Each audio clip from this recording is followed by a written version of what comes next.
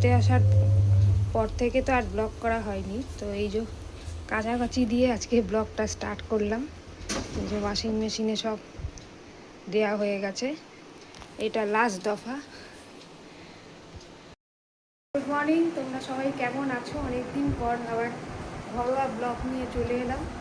তো যাই হোক, ট্রিপটা তো খুব ভালোই কেটেছিল, কিন্তু ওই নর্থ বেঙ্গল থেকে একবারে গাড়ি করে এসেছি, তো সেইভাবে ব্লগ করাও হয়নি।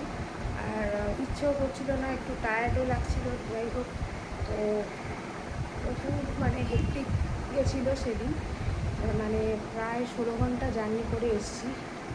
তো সেইভাবে আর ব্লগ টক কিছু করিনি।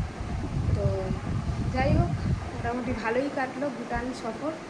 তো তোমাদের আস্তে আস্তে ব্লগ দিতে থাকবো, এডিটও হয়নি, তো আস্তে আস্তে ব্লগ দিতে থাকবো, তোমরাও দেখতে থাকো। তো চলো, আজকের দিনটা এইভাবেই স্টার্ট করি। এই যে আলুর পরোটা নিয়ে বসে পড়েছি আজকে ব্রেকফাস্ট।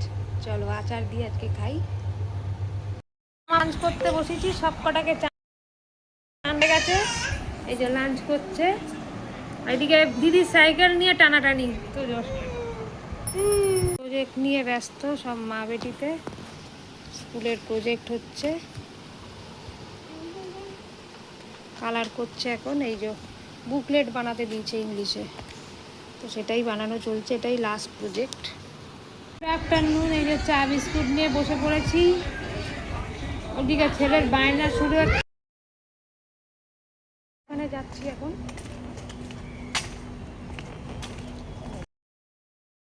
এখন ব্লক করতে ভুলে গেছি। এই যে আসছেন, এটা কি? এটা কিটা? এটা কিটা? তো এই যে মায়ের ঘরে গেছিলাম, সেইভাবে ব্লগ টক কিছুই করা হয়নি। তো তোজও গেছিলো, তো ফ্রেশ ট্রেশ হয়ে গেছি এখন বাড়িতে এসে। এই যে এই দেখুন গাড়ি নিয়ে খেলছে। গুড ইভিনিং বলো, গুড ইভিনিং। জিভ দেখায়, কি ভাববে সবাই?